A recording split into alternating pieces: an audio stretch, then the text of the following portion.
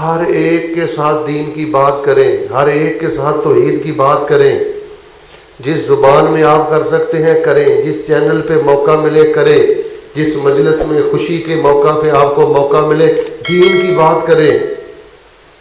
تو معاشرے میں جہالت اس قدر زیادہ ہے۔ یہ 2-3 دن پہلے ایک بہت عمر رسیدہ خاتون ہے، 60 سال سے زائد ان کی عمر ہے، تو ان کی مجھے کال آئی، تو آخر میں نے کہا جی یہ طاق راتیں آ رہی ہیں تو اس میں ذرا خوب اللہ کی عبادت کرنا۔ یقین کریں وہ 60 سالہ مسلمان خاتون مجھے بول کر کہتی ہے قاری صاحب اینا راتاں چ کی ہوندا؟ میرے پیارے بھائیوں کلیجہ پھٹتا ہے، یہ تکلیف ہے۔ اگر رسول اللہ صلی اللہ علیہ وسلم کے صحابہ صرف ہماری طرح کے ہوتے نا کہ کھا لیا سو لیا کما لیا اور دنیا کے معاملات میں مصروف ہو گئے تو شاید آج ہم حجروں کی پوجا کرتے، شجروں کی پوجا کرتے۔ بھئی دین کی بات کرو،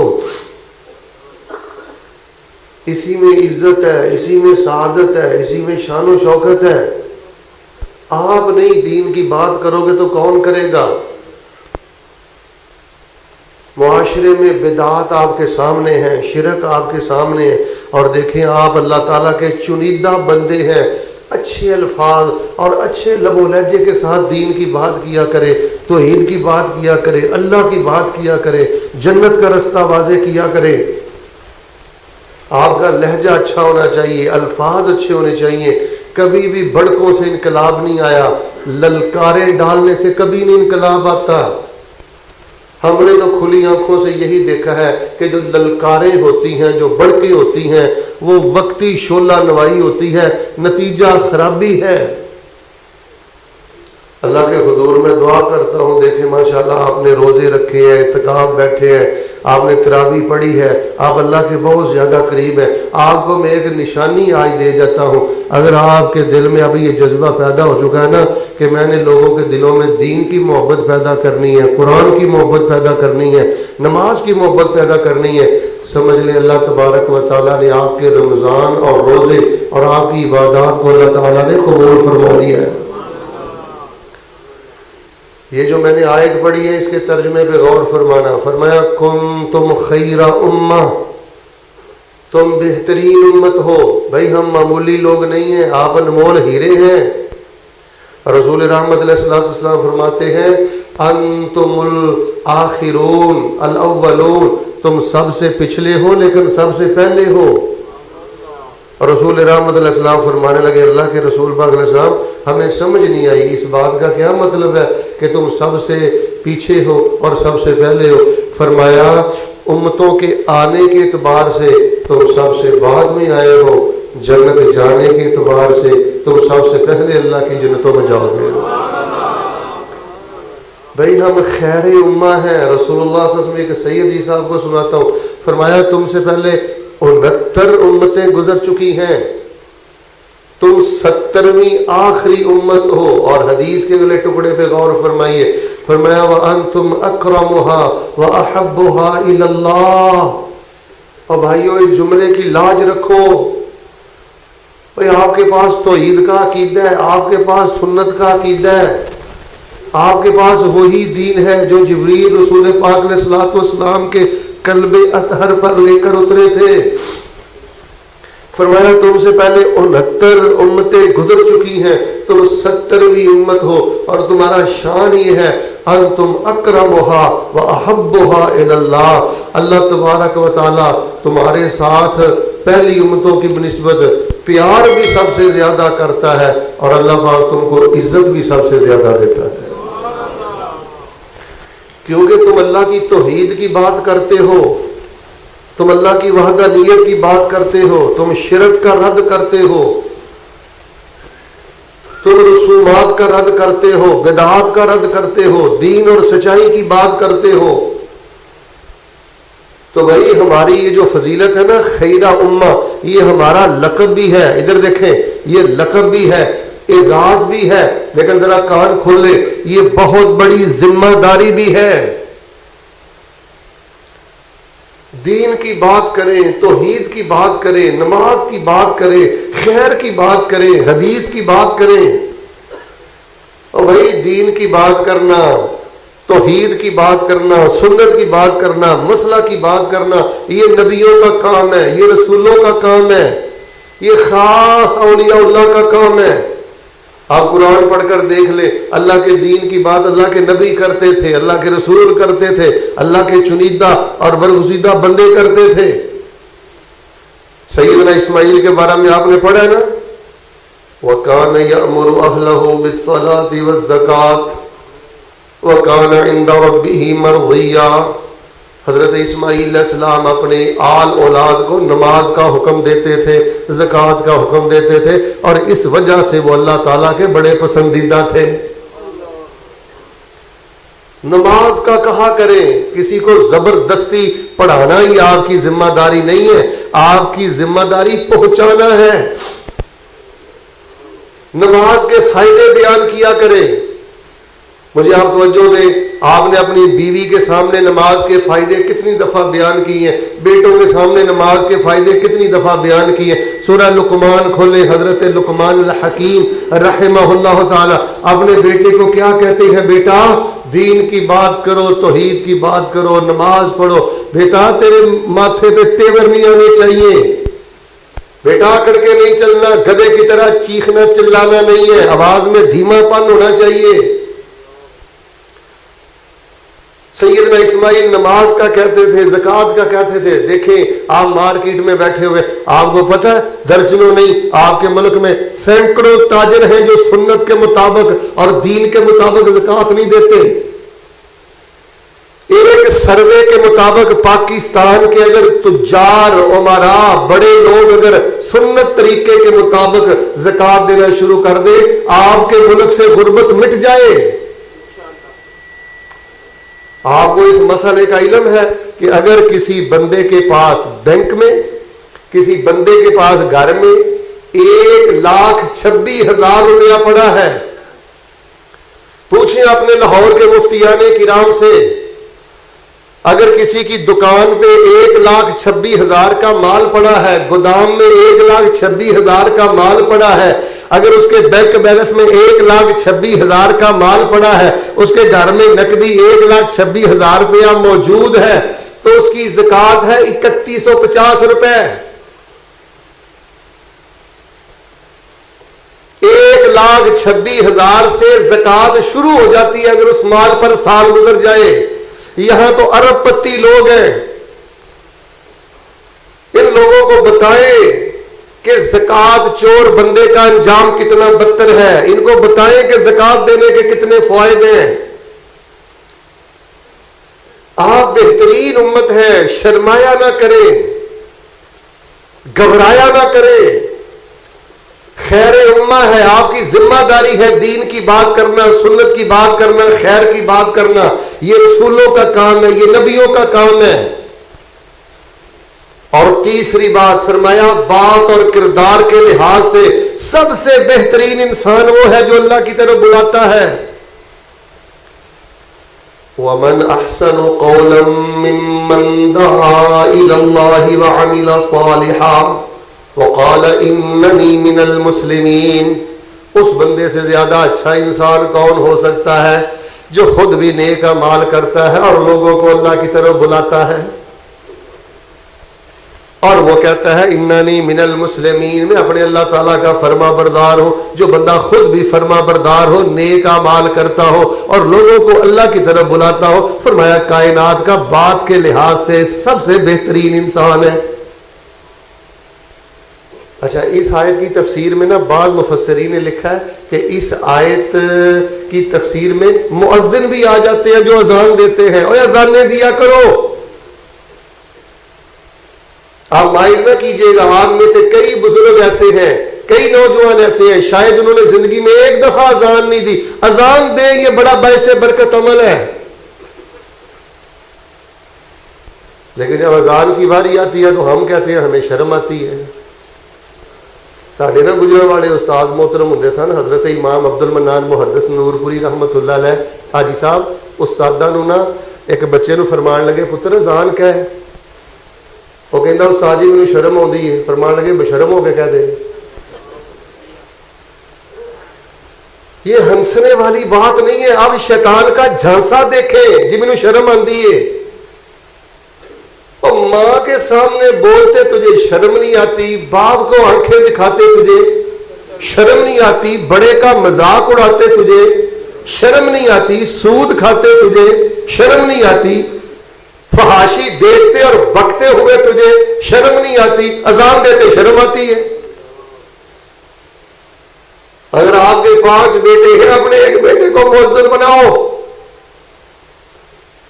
اللہ اکبر اللہ اکبر, تیرا خون اللہ کی بڑائی کا اللہ کی مسجد میں اعلان کرے, یہ بہت بڑا شرف ہے. یقین کریں میرے پیارے بھائیوں, اگر آپ یہ چاہتے ہیں نا اللہ پاک آپ کی زندگی کی مٹی بھی سونا بنا دے. اللہ کی طرف بلاتے ہوئے شرم نہ کیا کرے. اگر اللہ کی طرف بلانے کی وجہ سے آپ کی عزت میں کمی آ جائے, آپ کو رسوا کر دیا جائے, تو اقسم برب العالمین, میں کہتا ہوں جو بندہ اللہ کی طرف بلانے کی وجہ سے بظاہر رسوا ہو جائے, اس سے زیادہ عزت والا اس جہان میں کوئی آ ہی نہیں سکتا.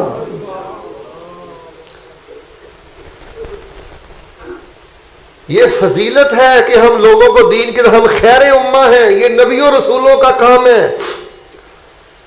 قول و کردار کے لحاظ سے وہ سب سے اچھا انسان ہے جو دین کی بات کرتا ہے, توحید کی بات کرتا ہے, سنت کی بات کرتا ہے. اچھا چوتھی بات سنیں, آپ کسی بھائی کو کہتے ہیں جی اس ذکر کے یہ فائدے ہیں, ہم نے الحمدللہ درجنوں اذکار لکھے ہیں, بیان کیے ہیں. آپ کسی بھائی کو بتاتے ہیں نا بھائی اس ذکر کا یہ فائدہ ہے, بھائی اشراق پڑھنے کا یہ فائدہ ہے, بھائی عصر سے پہلے 4 رکعتیں پڑھنے کا یہ فائدہ ہے. دیندار کو آپ فضائل کی نوافل کی ترغیب دیتے ہیں, اور اسی طرح کسی آوارہ کو آپ دین کی یا نماز کی دعوت دیتے ہیں. رسول رحمت اللہ السلام فرماتے ہیں من دل علی خیر فلہ مثل اجر فاعلہ, جو کوئی بندہ کسی بندے کی نیکی کی طرف رہنمائی کرتا ہے اور اس کی رہنمائی کی وجہ سے وہ نیکی کرنا شروع کر دیتا ہے, فرمایا مرتے دم تک جب تک وہ نیکی کرنے والا نیکی کرتا رہے گا, اس کو ترغیب دینے والے بندے کو بھی اللہ پاک اس کی ہر نیکی سے اجر و ثواب عطا کرتے رہیں گے. اللہ اور یوں ادھر دیکھو, کسے ایک بندے نے تسی نمازی بنا دیتا, ذکر تے لا دیتا, ایدا سادہ مطلب ہے جے اجر و ثواب دی میل لا لیجے, پہاڑی اجر و ثواب دی فیکٹری لا لیجے. رسول رحمت علیہ السلام نے سیدنا علی المرتضی رضی اللہ تعالیٰ عنہ کو کہا تھا تیری وجہ سے اگر ایک بندہ ہدایت اور خیر پا جائے, اور بھوکا دیکھ کے اس پہ ترس کھاتے ہو, پیاسا دیکھ کے اس کو پانی پلاتے ہو, مشرک کو دیکھ کے کوئی نہیں تڑپتے. ایک بھوکے کی بنسبت ایک پیاسے کی بنسبت ہماری توجہ کا زیادہ مستحق ایک مشرک ہے, ایک بدعتی ہے, ایک بے دین ہے, ایک رب سے ٹوٹا ہوا بندہ ہے. اور بھوکا بندہ زیادہ سے زیادہ مر جائے گا, عقیدہ اچھا ہوگا, جنت تو پائے گا نا, رحمت تو پائے گا نا, حوض کوثر تو پائے گا نا. تو مشرک اور بدعتی کے بارے میں کیا خیال ہے, اس کو حوض کوثر سے بھی دھتکار دیا جائے گا, رب کی جنت سے بھی دھتکار دیا جائے گا. اور ذرا 5ویں بات پوری توجہ سے سنیے گا. رسول رحمت علیہ السلام فرماتے ہیں جیسے کسی کو پانی پلانا صدقہ ہے, کسی کو پیسہ روپیہ دینا غریب سمجھ کے یہ صدقہ ہے, اسی طرح فرمایا کسی بندے کو اللہ کی توحید کی بات بتانا یہ بھی صدقہ ہے. رسول اللہ علیہ وسلم فرماتے ہیں اگر کوئی بندہ, ادھر دیکھیں آپ مجلس میں بیٹھے ہوئے, کوئی بندہ ایسی جگت مارنے کی کوشش کرتا ہے جس میں وہ قبر کے ساتھ مذاق کرتا ہے. سوشل میڈیا کے ذریعے ہمارے بچوں کے اخلاق بڑے بگڑ چکے ہیں, زبانیں بڑی بگڑ چکی ہیں. 4 بندے بیٹھے ہوئے تھے, ایک بندے نے ایسی لغو بات کی ہے, جگت اس نے ماری ہے, حضرت جبریل کا مذاق اڑایا ہے, قبر کا مذاق اڑایا, کسی کے پردے کا مذاق اڑایا, داڑھی کا مذاق اڑایا. فرمایا اس نے روک دیا, بھائی رک جاؤ. فرمایا کسی بندے کو بری بات سے روکنا, فحش مذاق سے روکنا, یہ بھی اللہ تبارک و تعالیٰ بندے کی جناب میں صدقہ تحریر فرما دیتے. فرمایا تیرا ثواب بھی بالکل ایسے ہے جیسے افطاری کروانے والے کو ثواب ملے گا, غریب کو کھانا کھلانے والے کو ثواب ملے گا, صدقہ و خیرات کرنے والے کو ثواب ملے گا, وہی ثواب تجھے ملے گا. میرے پیارے بھائیوں اس وقت ادھر دیکھیں, مار کا گرم ہے, شر کا مقابلہ جاری ہے، حق اور باطل کا مقابلہ جاری ہے. دنیا کے بغیرت اور بے حیا والوں کو مٹانے کے لیے ایک صف میں جمع ہو چکے ہیں. اپنا کردار ادا کریں. دین کو دبا کر، دین کو نیچا کرنے کے بعد کبھی انسان کو عزت نہیں ملتی، بلندی نہیں ملتی. کنتم خیر امہ اخرجت للناس تأمرون بالمعروف وتنہون عن المنکر وتؤمنون باللہ. تم بہترین امت اس لیے ہو کہ اللہ کی طرف بلاتے ہو، توحید کی بات کرتے رہتے ہو، رسول اللہ کی سنت کی بات کرتے رہتے ہو، خیر کی بات کرتے رہتے ہو، حیا کی بات کرتے رہتے ہو. روک دو ایسے نوجوان کو جو قبر کا مذاق اڑائے. روک دو ایسے نوجوان کو جو لغو بات کرے. روک دو ایسے نوجوان کو جو جہنم کا مذاق اڑائے. یہ بھی صدقہ لکھا جاتا ہے. میں دعا کرتا ہوں ذرا محبت سے، آپ کو بہت زیادہ نقصان ہو گیا میرے پیارے بھائیوں. آپ اعتکاف بیٹھتے ہیں، آپ روزے رکھتے ہیں، آپ اتنے اہتمام سے یہاں خطبے کے لیے آتے ہیں. آپ کی سب سے بڑی ذمہ داری ہے اس پیغام کو گھر گھر پہنچانے کی کوشش کریں. دیکھیں آپ کی مسجد کا ایک نام ہے، یہاں پر آنے والے خطبہ کرام کا ایک مقام ہے. میں آپ سے ایک سوال کرتا ہوں، چلے پورے سال کے روزے چھوڑے، آج رمضان کا چوتھا خطبہ جمعۃ المبارکہ ہے. مجھ سے قبل جو 3 خطبے اس مسجد میں ہوئے ہیں، کہ آپ میں سے کوئی ایک بندہ بھی ایسا ہے جو جمعے کے بعد مجھے گلے ملے اور مجھے کہے شیخ صاحب میں نے 3 خطبے اپنی کاپی پہ لکھے ہیں؟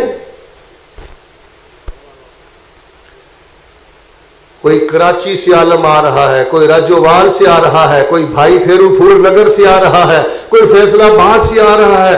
اور بھائیوں اگر ہاتھ جوڑنے جائز ہوتے میں ہاتھ جوڑتا آپ کے سامنے.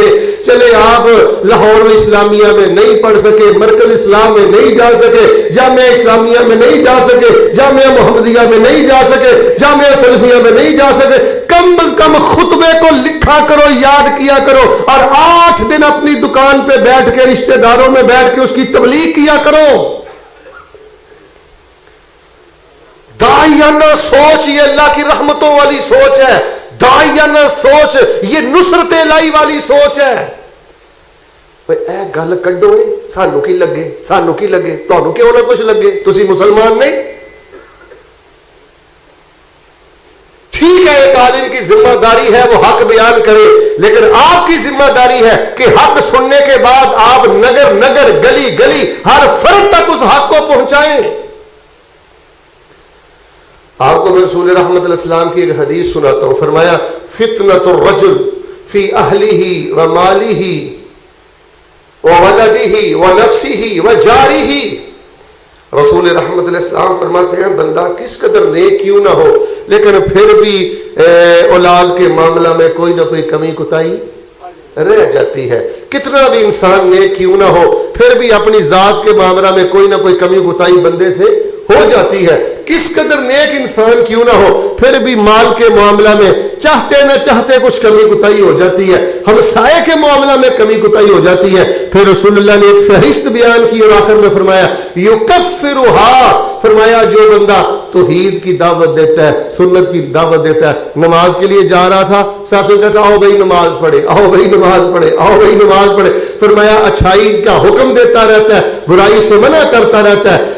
اس عمل کی وجہ سے جو ان 5 معاملات میں بندے سے کمی کوتاہی ہوتی ہے، اللہ تبارک و تعالیٰ نیکی کے حکم دینے کو، برائی سے منع کرنے کو، ان کمیوں کوتاہیوں کا کفارہ بنا دیتے ہیں، اور اللہ تبارک و تعالیٰ اس بندے کو معاف فرما دیتے ہیں. میری طرف دیکھیں، آپ خطبے کے لیے آئے ہیں نا، آپ اپنے دوست کو کہتے ہیں چلے نا یار آج اسحاق مسجد میں چلتے ہیں، اور یار آج اول وقت خطبہ پڑھتے ہیں. آپ فجر کے لیے جا رہے ہیں، بھائی کو ٹیلی فون کر کے اٹھا دیتے ہیں، زہر کے لیے کہتے ہیں او یار ظہر کا وقت ہو گیا. یہ جو آپ نے جملہ بولا نا ظہر کا وقت ہو گیا، وہ آ جائے پھر بھی، نہ آئے پھر بھی، اس جملے کو اللہ پاک نے تمہارے گناہوں کا کفارہ بنا دیا.